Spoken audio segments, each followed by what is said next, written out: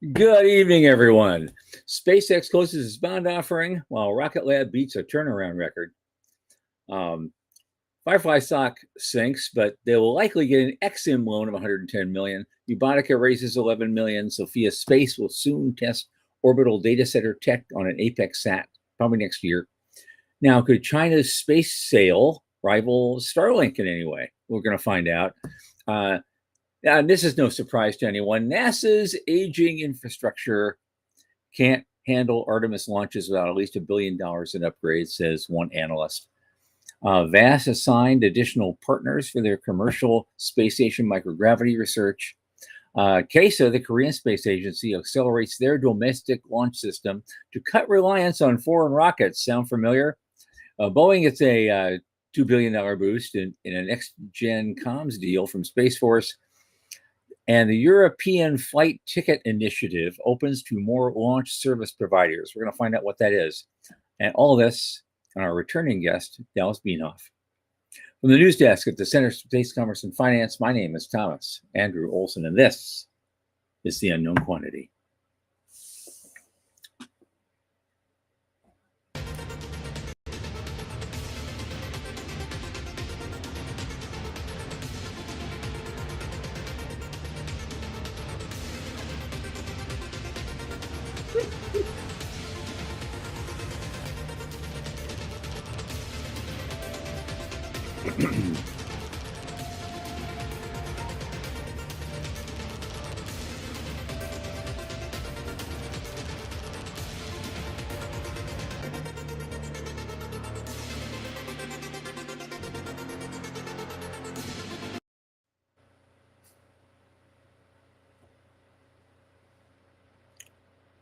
Hi, folks. Sean Key is not at the helm tonight, and Michael Lee is serving double duties, my co-host, and running the background stuff. So it's all good. We're doing well.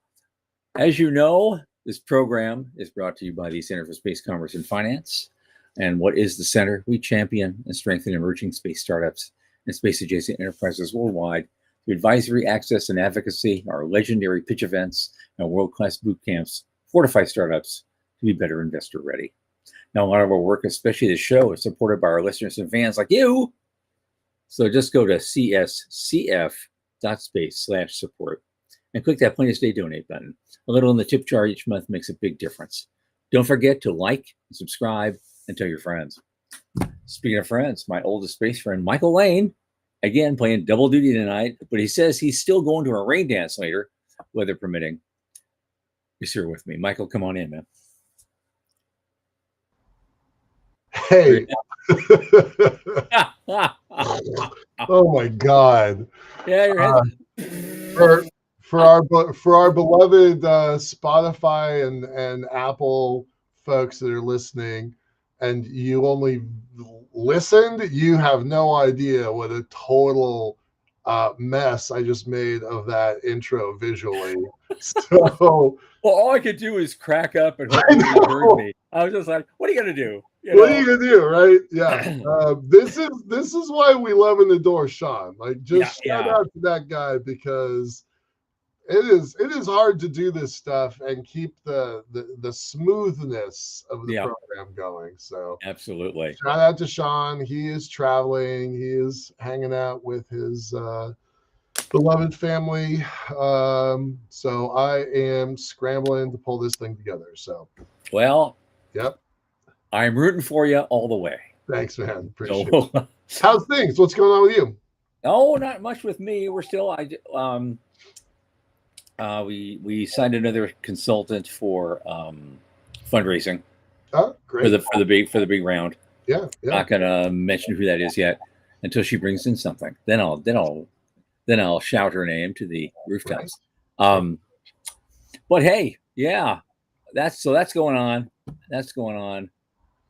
There's just a lot of stuff going on. There's a lot going on.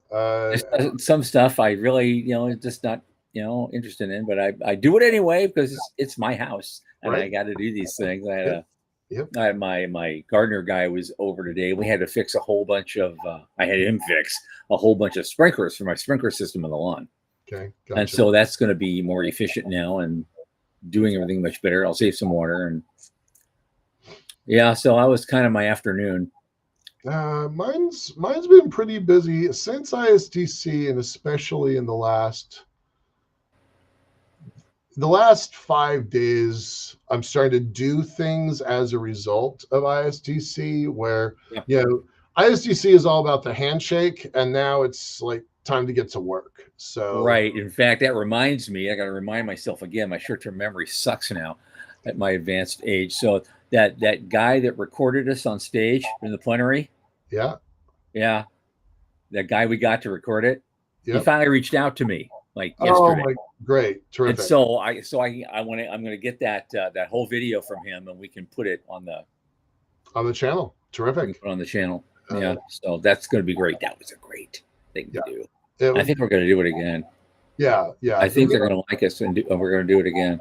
The main stage is, it's a kind of a coveted space, and then to get it as the early morning starter was kind of a big deal. So yeah, I was pretty happy with it. And get it as full as it was.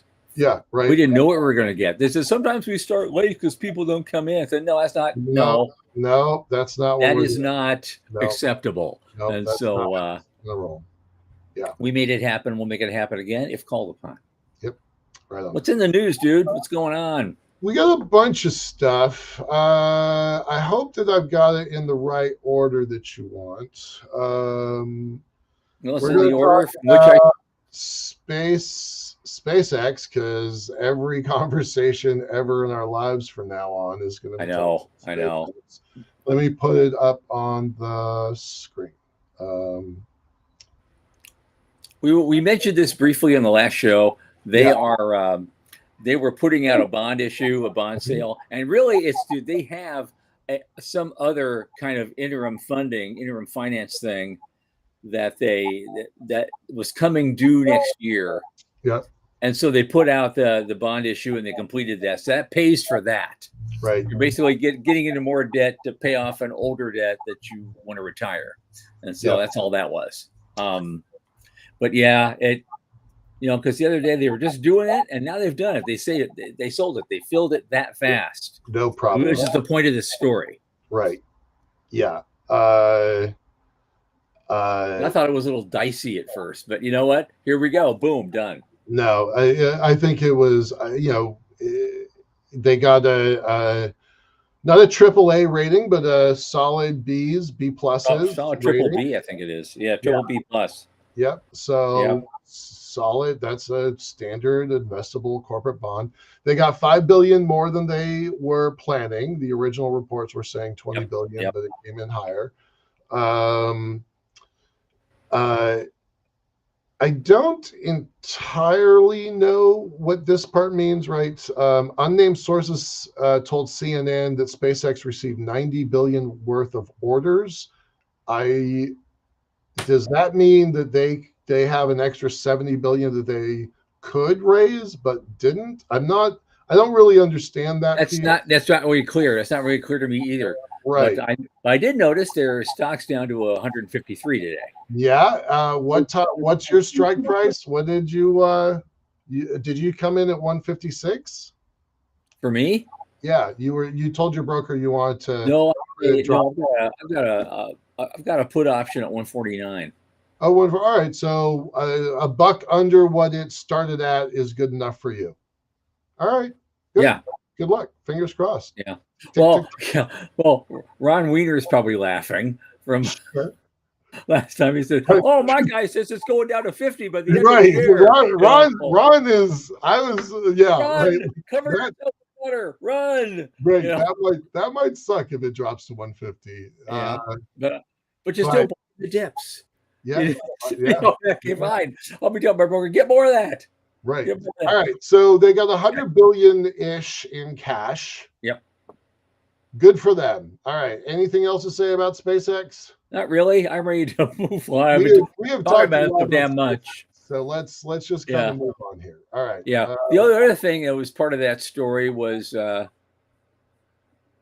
was it? It was Rocket Lab. Rocket Lab set a turnaround record for a mission they're doing for Space Force. 17 hours. Yes. That's 10 hours less than the previous record.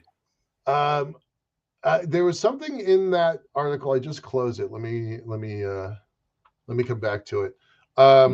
Yeah, they're like, oh, you guys, Rocket Lab is a competitor. I bet Rocket Lab likes to hear that they're a competitor because Oh, yeah, absolutely. from the outside, not so much. They've got a long ways to go, but yeah, 17 hours from we want a bird in the sky, make it happen. Hmm.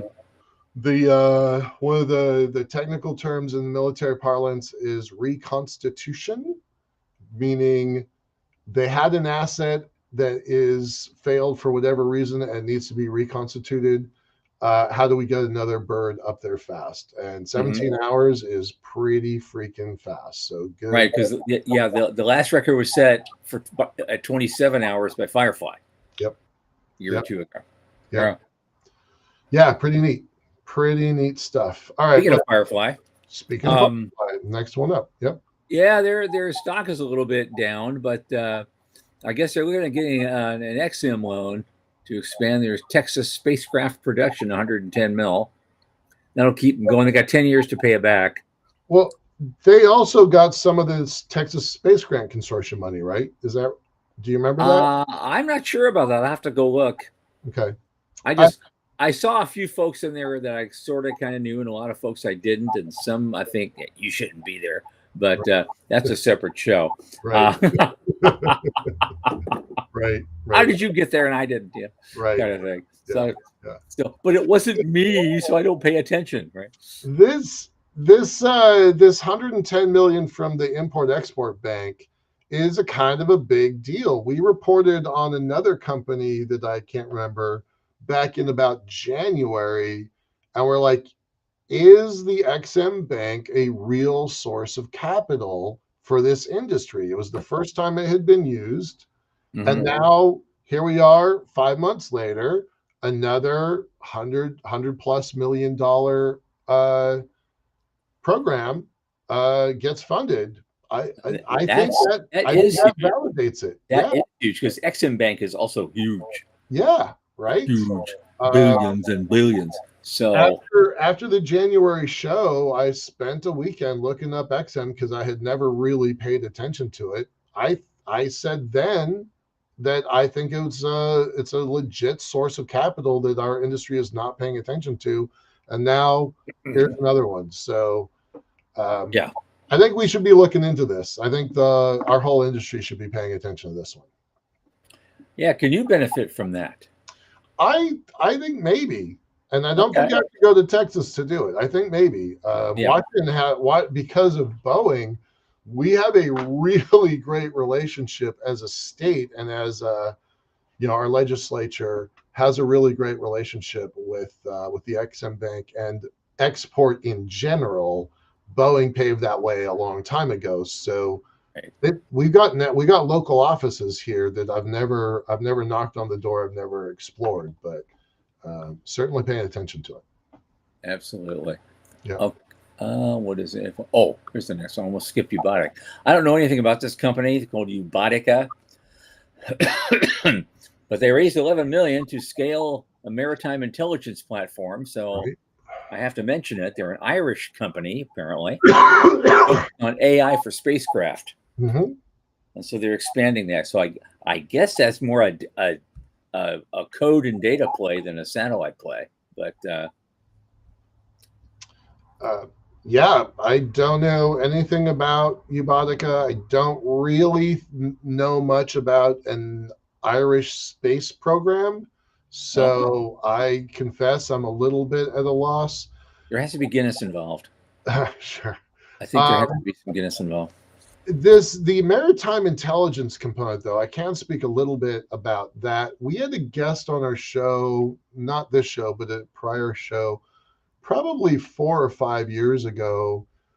And that guy was all about how ships can go dark when they're out far at sea, and the idea of ghost ships and people turning off their transmitters or transponders, and that it's a legit problem, and there's a lot of oil piracy where a known ship will come in and offload its oil to an unknown ship and drive away in the night. I mean, that seems kind of bonkers to me. It's not a world I'm really aware of, but Well, that must be how certain clandestine or organizations get their funding. Yeah. Yeah. No, they need to know this stuff. Yeah, and interestingly, Spire got its start by doing maritime monitoring, and they sold that division to another company, and that's how they stayed afloat and got around some of the. Remember, a couple last year they were really threatened by the SEC, and their stock was kind of tanking a little bit. Yep. And they sold that division to recapitalize, and that's what made their stock go back up. So it's not an area we pay that much attention to, but maritime tracking is a big deal. And here's another one. So here's another one. And there you go. And then here's another one. I don't know much about these guys either. They're called Sophia Space. Yeah, they're cool. I like Sophia. Yes. Yeah. And but they have actual orbital data center technology, and they claim they're going to be testing it in a small form factor, I guess, on Apex's Nova satellite bus next year. Yep. Based in Pasadena. I believe these folks are local. I think they're a Seattle group. Well, it says Pasadena in the article. Oh no, you're right. I'm mixing them up with Portal. You're totally right. Yeah. But these are the folks in the refrigerator class data center versions, not the right. And so this is basically a space hardened version of an edge computer. Right. Pretty neat. Which could play an important role, I guess, in building data centers in orbit. Yep. Does the guys, the CEO, Rob DeMillo, does that name ring a bell to you? No. I think I've heard that. It actually doesn't. No. Okay. All right. We can move on. Yeah. Okay. Moving on. Number 5. Okay. Now this is, the Guardians. I'm going, okay, they're going to, but okay. So China has this company called Space Sail, and they're claiming it could rival Starlink. They only have a few hundred satellites in LEO right now, but they got state backing, and they're reportedly negotiating with dozens of countries. So there you go. Okay, but think about what you just said, that you just kind of dismissed. They have hundreds of satellites in orbit. Yes, well, it wasn't that long ago. It wasn't that long ago when SES Global, with only 200 satellites, was the largest satellite operator in the world, right? And now you can be a little blasé about they got a couple hundred satellites of a new company that we've never heard of, right? And we know we've reported on this show several times that China has many companies that they are trying to incubate that are all taking on SpaceX. So 200 active satellites.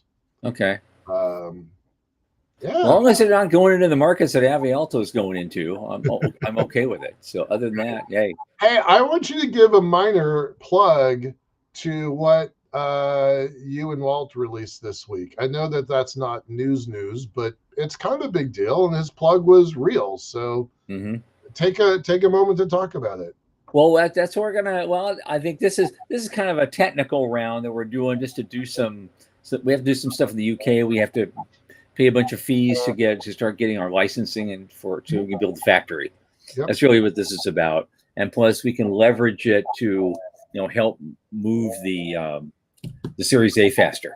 Yep. And so we're hoping to get a lot more in by the end of September. Great. And then we will be off and running. Great. Well, cool. All right, moving on to the next one. Okay. Oh yeah. Yeah. I'm surprised I haven't seen an article like this a long time ago. We've had 2 Artemis launches now. right? One with a human crew. Third one's being put together right now. And now all of a sudden somebody pops in and says, oh, hey, we have aging infrastructure. We may not be able to handle all this without $1 billion in upgrades. And that's a new report. It's not just some outside watchdog. It's it's Office it's not Inspector General. it's not Space Q. It's the opposite. It's the Inspector General's office. Right. Not effing around. Not joking around here. Here's the link to the report. I'm going to grab it and post it also. Okay. I want to read this. So I'm glad that you posted this one because it seemed vaguely important. Yeah, I think so. And by 2030, they expect traffic to increase 150%. It's not just about Artemis. It's everybody. I think our guest next week, Ivan something, is a space sports person. If I've got Sean's schedule correct, I think he's a VC and a space investor guy, and I don't know huge amounts about him, but he looks interesting. Yeah. Well, you were right, and this was not on my radar at all. This report coming out saying that that we've got aging infrastructure. I'm a little surprised nobody has talked about this before. So credit to you. Like years before. Right, years before. Yeah. The problem isn't just getting Artemis to the moon. We're going to do that. I think we're going to get that done. Mm-hmm. We're going to get Artemis 3, do the orbital thing, and then Artemis 4, we're landing on the moon. We're going to get that done with what we have. But if our goal is to stay there and establish a long-term presence and start getting the private sector involved more and start developing a cislunar economy and developing, that place is still vitally important. Right. And it needs to be kept up. Yeah. Based on current launch projections, Kennedy and Wallops are expected to operate near capacity in the 2028-2029 timeframe. I want you all to think about that 28-2029 timeframe later on in the show when we've got Dallas Bienhoff on here, because I think there's a lot to say about that particular topic. All right, let us move on. Yeah, 4 left. We can get through these quickly. Like in this one, Vast is they've been signing critical partners for all sorts of research labs and stuff up there, and now they just signed up a whole bunch more to do microgravity research. So they're moving ahead no matter what else happens in the rest of the world. They're not going to stop, is the point of that. I don't know which companies it is about that, other than I'm a fan and I hope they do really good things. They're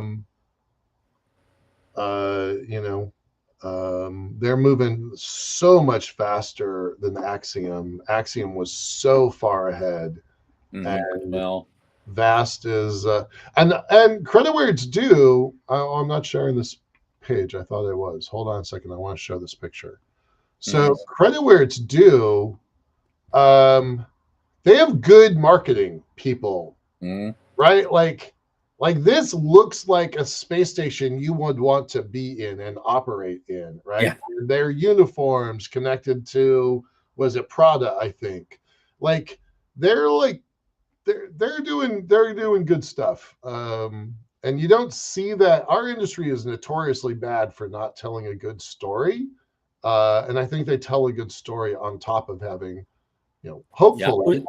Yeah, it was in their module last year. I actually took a look at it. Yeah, right. Oh, yeah, right. It's like, it was very cool. Yeah, I want to be in here for a while. Yeah. It could be fun. Yeah. All right, moving on, because we're trying to go. Okay, moving on. This is another big one that's kind of important. The Korean Space Agency have accelerated the domestic launch system to cut reliance on foreign rockets. Does this sound familiar to you in any way? How many times have we said? Is the word sovereign echoing in your head? Wow, right, wow. Right. And reminding people that's not like deep in the weeds here, the Korean Space Agency is only 4 years old. It came online in 2021, I think, maybe 2022, something like that. But they're already making a very significant policy decision that's going to affect everything they do from now on. Yep. You know, now so far we've reported on this a dozen times. Yeah. Different countries want to increase their sovereign capability. Yep. It takes a while for these things to filter through the system before they start actually affecting domestic sales here in the US. Right. But that's the road they're heading toward, and that's probably something we should track. If there's any pain at all, when do we expect it to hit, and what's that going to do? You know, we're flying on an InnoSpace rocket in November for the world's first dedicated space elevator test. Okay. And that thing is flying out of Brazil because they cannot fly it at home. So I think that's a thing that's going to have to be dealt with. It's a Korean launcher. Not a terrific track record. Pretty worried about this. Okay. But cheap is cheap, and that's the risk we're paying. But so when they start launching from their own soil and build a dedicated spaceport, that's when they're really going to start being able to claim sovereignty. Yeah. So pretty neat. Build your own rocket. Build your own spaceport. Go into the world. I'm excited about it. And so the question is, does it negatively impact total sales of launch sales in the US in the future? Does the curve go down at all? Or does the curve continue to go up, but just not as quickly? So it's a shallower curve, upward curve. Yeah. So there's a thing, and I'm gonna get the name wrong. Joseph's paradox. It's from the 1870s, 1850s. An economist came up with the idea that the cheaper a commodity gets, the more utility it gets. And while the unit price is lower, the total volume is higher. And so they applied that to coal. Coal got cheap, but more coal got used. And that is true for railroad transportation. It's true for cars. It's true for data centers and data. Like this paradox, I wish I could remember the name. I don't know if anybody wants to look this thing up. Joseph's paradox, whatever it is. And I think rocketry, this is a belief, not a fact, but I think rocketry is going to fall into that paradox, that the unit price will go down, but the volume will go up. Right? Yeah. And we saw that with SpaceX, and when Blue and Rocket Lab and Relativity and Firefly, and those are the American ones, and then the European ones, and then the Asian ones. We've been seeing this all our lives because that paradox goes hand in hand with Moore's law. Right. Exactly. Yeah. Which had the same effect. It's pretty neat. Dallas is smiling because it's his guy who told me that. I did not know that word. Okay. All right. We got about a minute. I got two. Go ahead. Two quick things that were done. First off, Boeing got a $2 billion deal. Good for Boeing. With Space Force, I believe, and good for Boeing. They needed a win, and so they're doing next gen comms with Space Force. So good for them. They're not out of the running for things. They've had a lot of problems, so that'll keep them flush for a while they sort those out. I don't know if we'll ever see the CST-100 again, but hey, Starliner.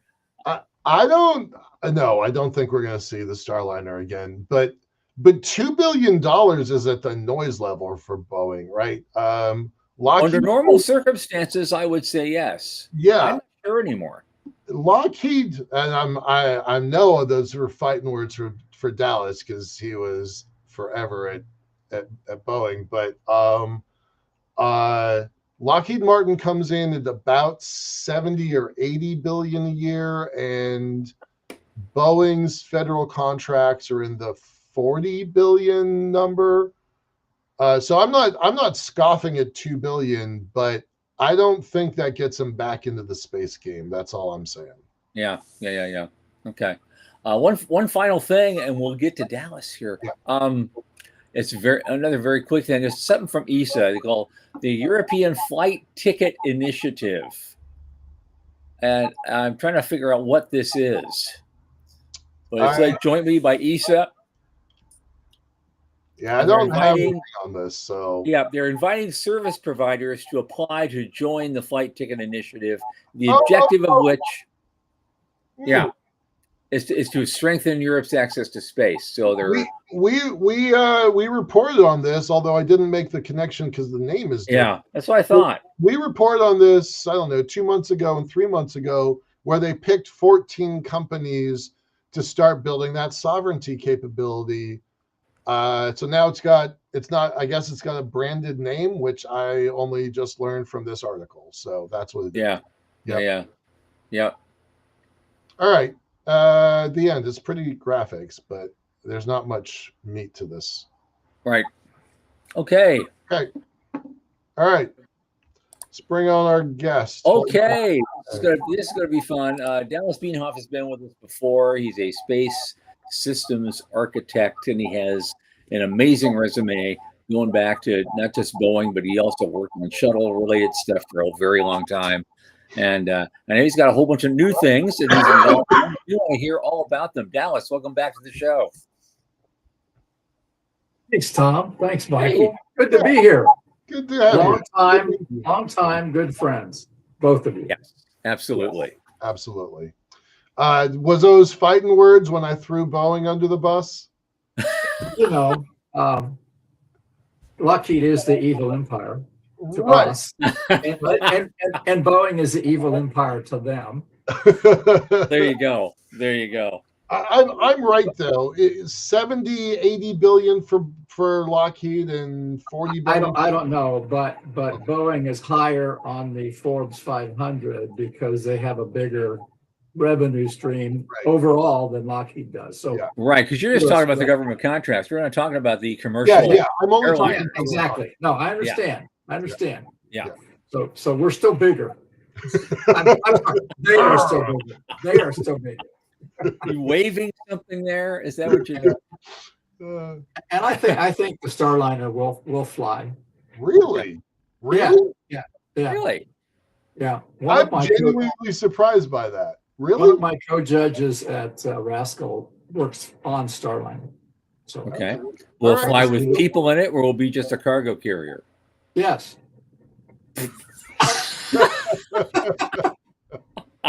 Okay. All right. You have more confidence than we do, but apparently you also have more insight than we do. No, I don't have no insight. I have no insight. Okay. All right.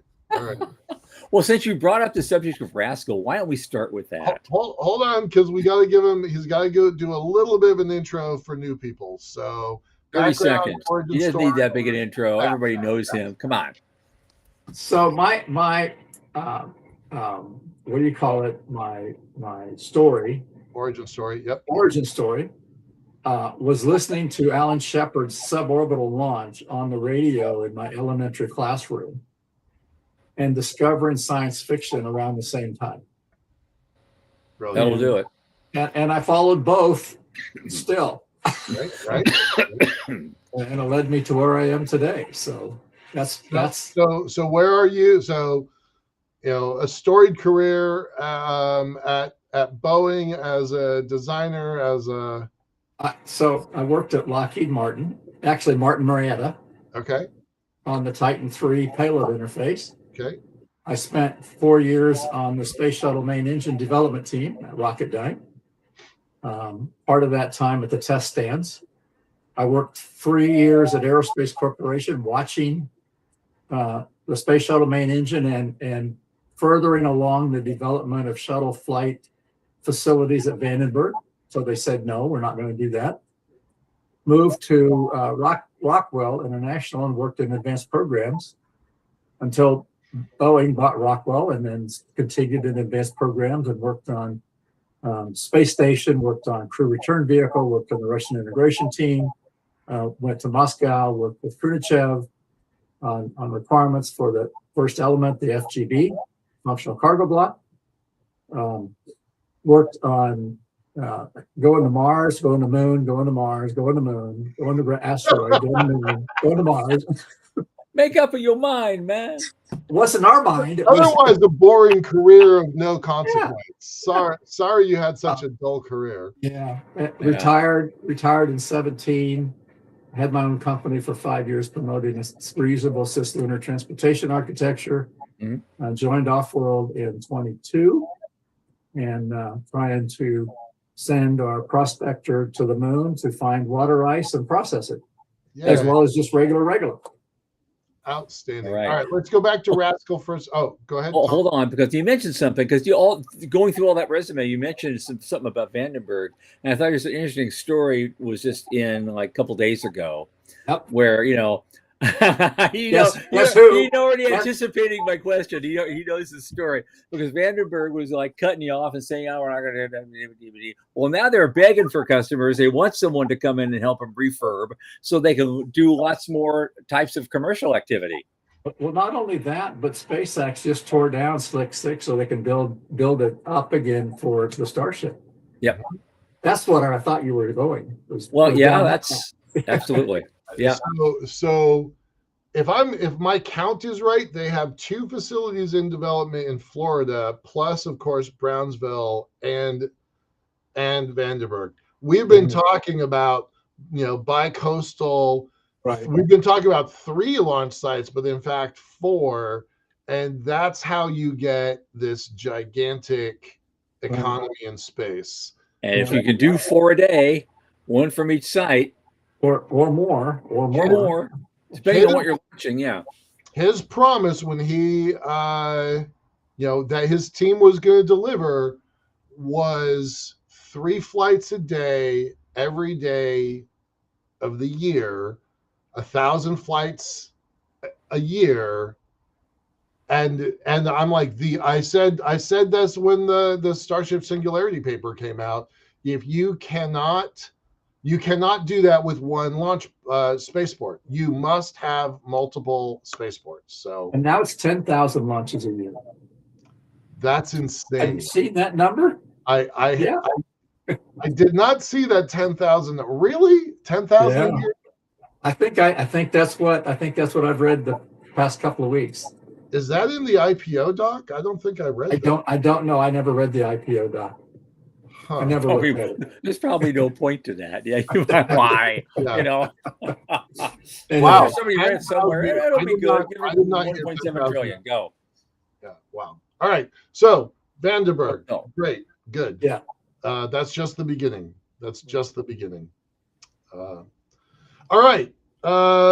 We just meandered. Let's come back to Rascal for a second. Okay. So let me tell you what I've been doing recently to get to Rascal. Okay. We put in 2 RFIs on ignition, the NASA moon base announcement.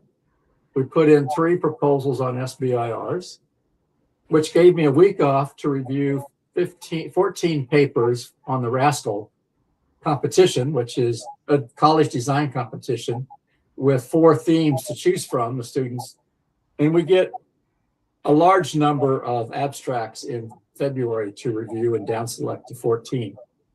The 14 lucky selectees get to go to Cocoa Beach for a week. Neat. Where they present their projects and we evaluate them. And that was the first week in June. So the top 2 winners get to go to SciTech and present their paper at the AA SciTech. That would be these 2 teams from MIT? That would be those 2. Okay, all right. First and second. And further on that page there, all of the 14 team papers are linked, I believe. So a lot of fun. I've been doing it for 2 decades, probably. Since I came to DC, which was in 2004, but I didn't start it right away. So maybe 2007 when I started. It's a good thing. we do themes that are relevant to what's coming up in NASA's future. That's awesome. Surface power, utility vehicle, lunar terrain vehicle, habitats on the moon, business communities on the moon, away from South Pole up at the North Pole. Right. And communities on Mars. I mean, I've never even heard of this program. Why is this a secret? It's not.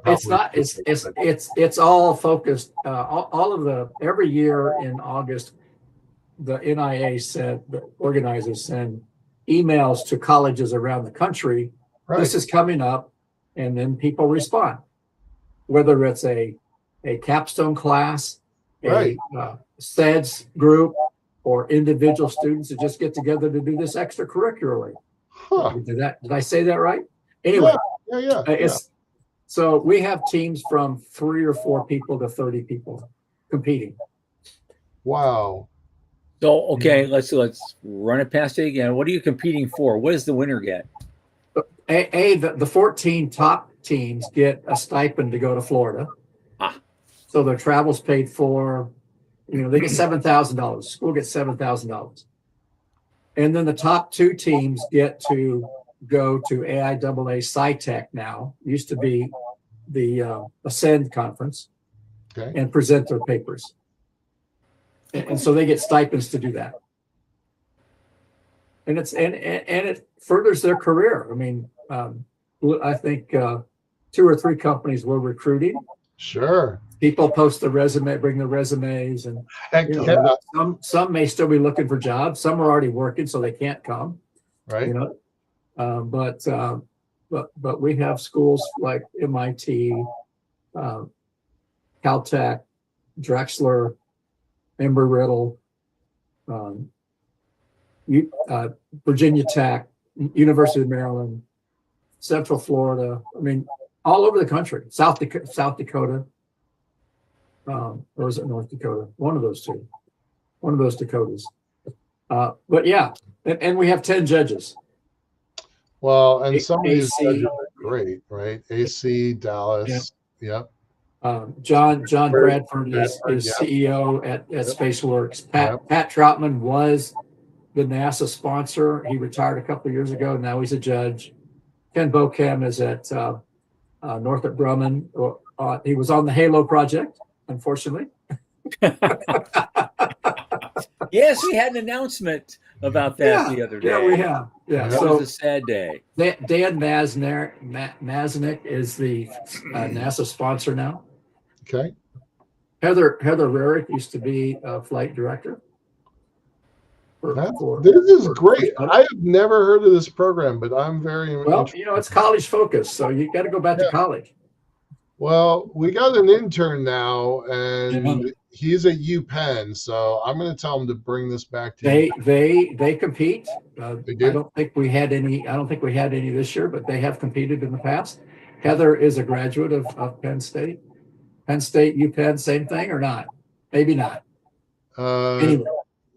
So he's at shoot. Now I'm going to get in trouble. Penn State. I think he's at Penn State. Yeah. So anyway. No, he's at UPenn. I get them backwards. Yeah. Anyway, not the same school. Penn State has competed for sure. Okay. All right. I'm disappointed that my school has not competed. But what school is yours? Florida Institute of Technology, or Florida Tech. Yeah, they're just down the road. Right. Right. Anyway, it's a lot of fun, and the students do a great job.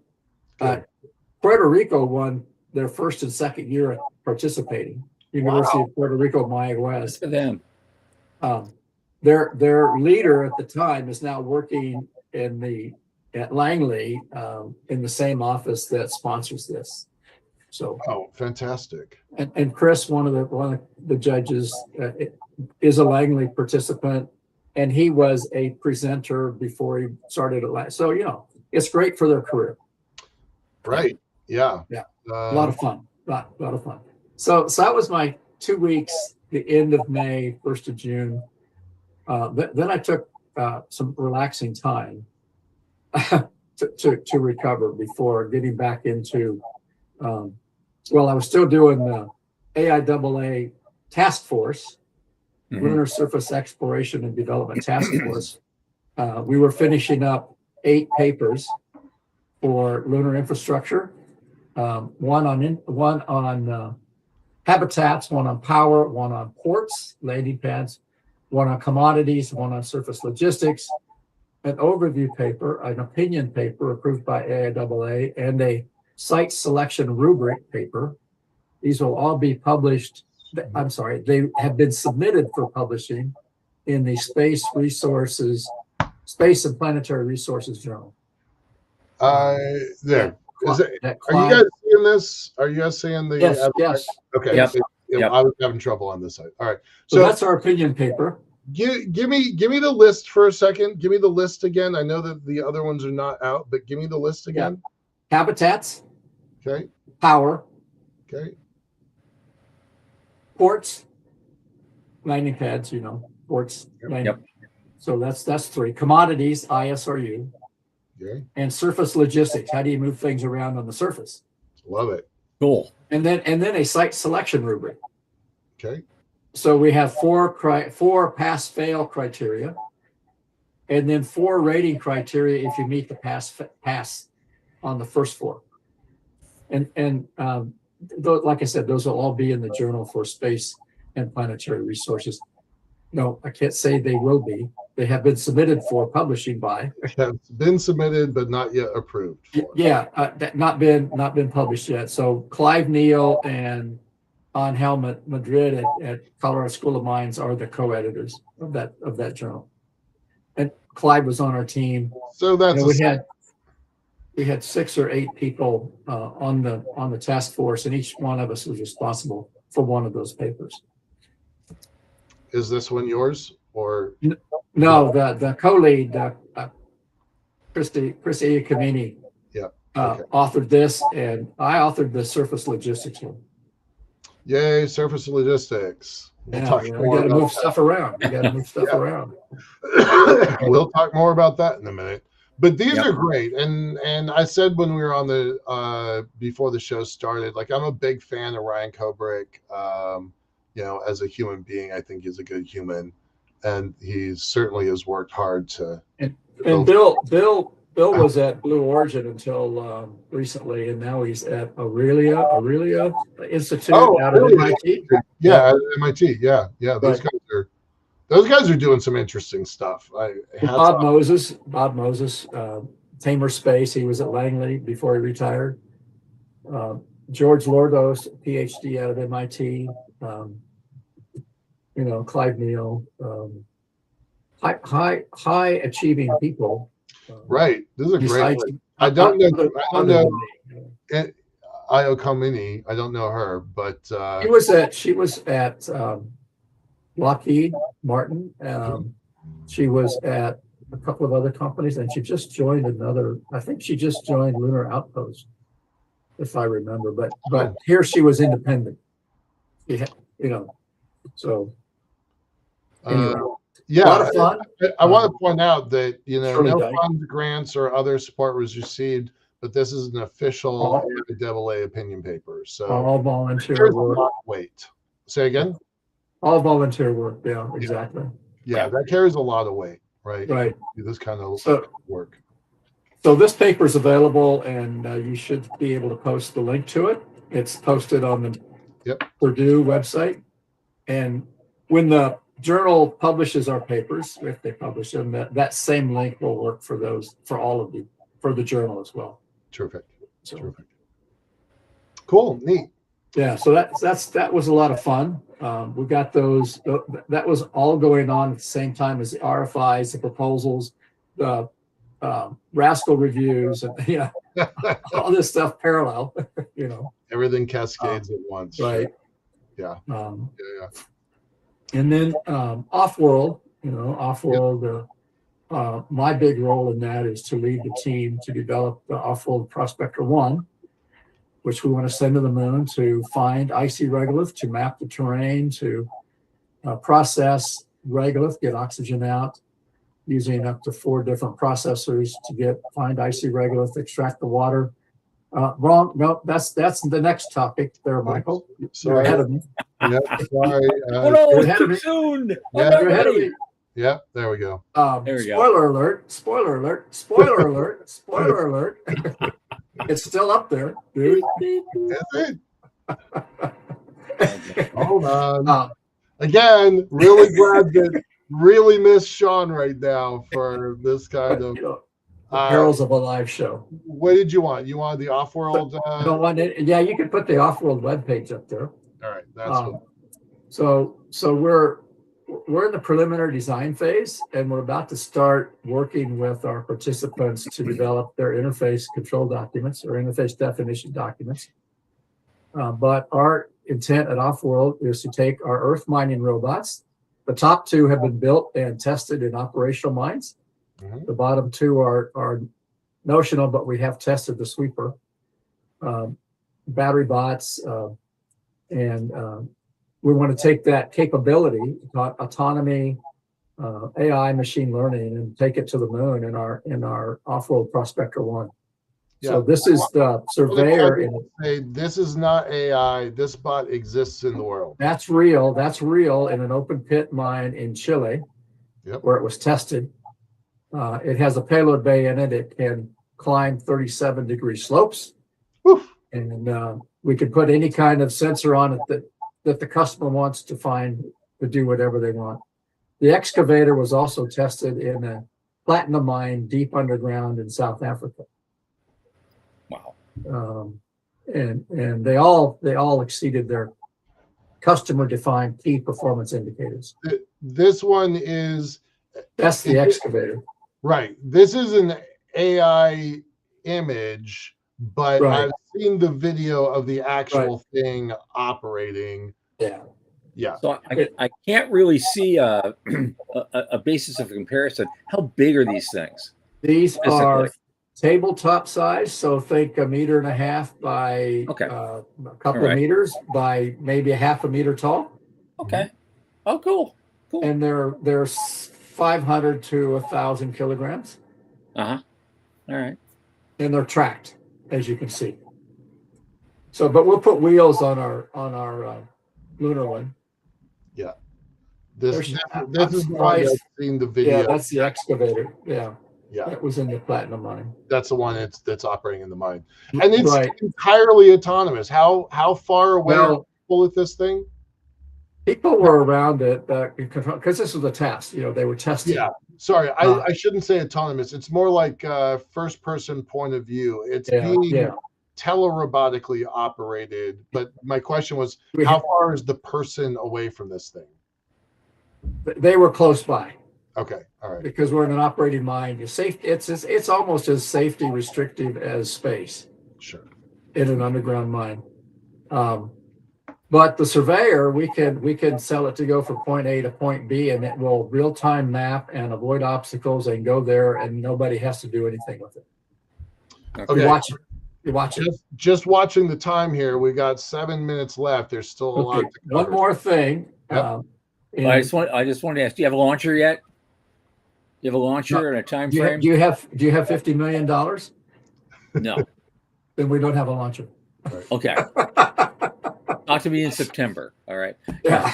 Thank you. In April at the Space Symposium, our CEO announced 3 new companies. Stellar World. Now you can put up the Stellar World. Yep, we're doing it now. Lunar Cities and Transplanetary Services. If you go to the Stellar World website, you can reach the other 2. But basically, Stellar World is an overarching company like Voyager and Redwire. So then there are operating entities below that. Lunar Cities is an entity that will build cities on the moon. Hence the name, duh. A city of 1,000 by 2040 is our plan. Mm-hmm. Around a crater, there will be units available that overlook the interior of the crater. There will be landing sites. There will be industrial centers. The anchor tenant will be data centers. Data centers on the moon. Right. These will be 50 meters below the surface, minimum. Yep. so they'll be protected from radiation, from meteorites, etc. And by 2050, there'll be 10,000 people capacity. And so think businesses, shops, real estate, your downtown, your walking community in an urban area. I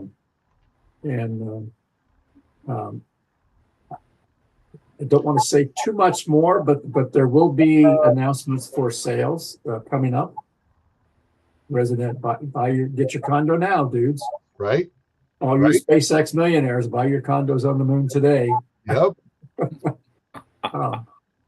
That sounds funny, but it's really real, right? I think when we get our reusable Earth to Moon transportation architectures in place, we will see an explosion of activity on the Absolutely. Moon. I'm not gonna show the video, even though I love it. Yeah. People could see it. People could go to it. I really recommend that people watch this video, because I said a few minutes ago when we were talking about VAST that this industry does not tell its story very well, but your team tells a very compelling story. So we had some excellent help on that, renderings by Daniel in Innocente. Yep. Great architect. And so he helped us a lot with that. Kudos to him. Yeah. And that prepped our press release and announcement.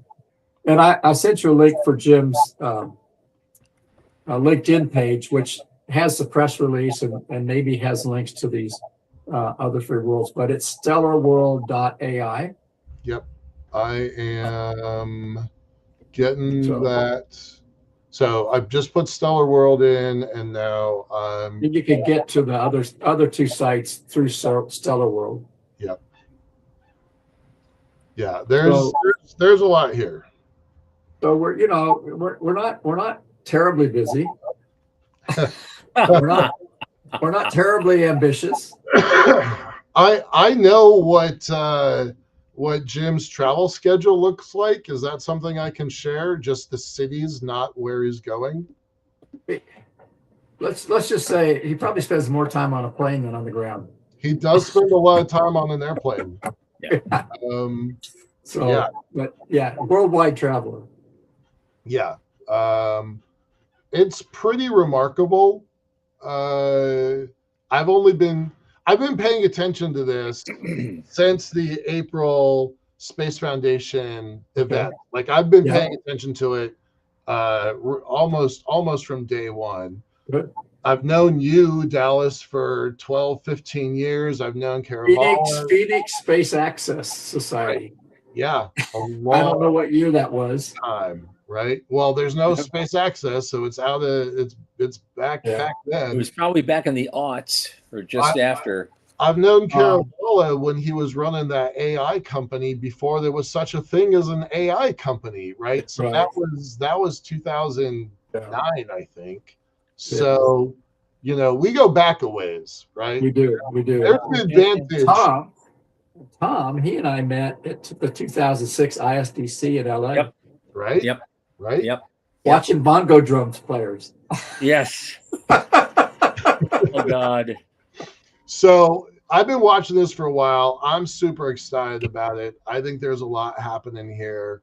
1,000 people city on the moon, a 10,000 person city on the moon, anchored by data centers. I mean, part of me, the pessimist in me is like, oh, what could go wrong? The optimist in me is like, how do you bring up enough Cheerios? How do you bring up enough milk for 10,000 people, right? Like, you got to bring cows. I'm going to, 100 tons of SpaceX cargo. Right. But goats, sheep, I don't know. Right. You're going to have local food production of some kind. You're going to have to figure out transportation logistics. And on that, we have 1 minute. So and somebody else's rabbits would be a good one too. Say again? What? Rabbits. Rabbits. Yeah. Yeah. They're fast. All right. 1 minute. Give me some predictions. 5 years and 25 years. 5 years. Which he's already done, kind of. But go ahead. There will be significant activity on the moon in 5 years. Significant, beyond NASA, beyond off-world. Significant.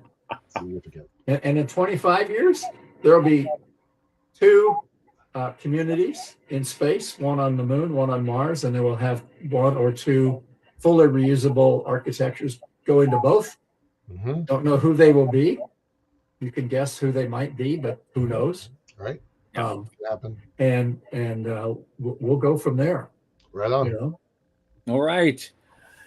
Dallas Bienhoff, space systems architect extraordinaire, incredible history that you have had, and I've played my entire career. You're a good friend of the show. You're a good friend of both of us, and we're so happy to have you here. And I know we'll be doing this again. I hope so. With news, hopefully. All right. Yes. Thanks, guys. Thanks so much for being here. Good fun. Bye-bye. Yeah. Cool. Okay. We did it, Michael. We did it.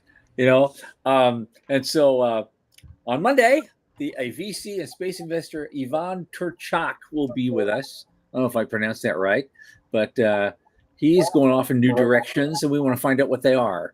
And so in that case, I will say for Sean Key, yes, we miss you. Come back soon. For Sean Key, Michael Lane, and I always remain Thomas Andrew Olson.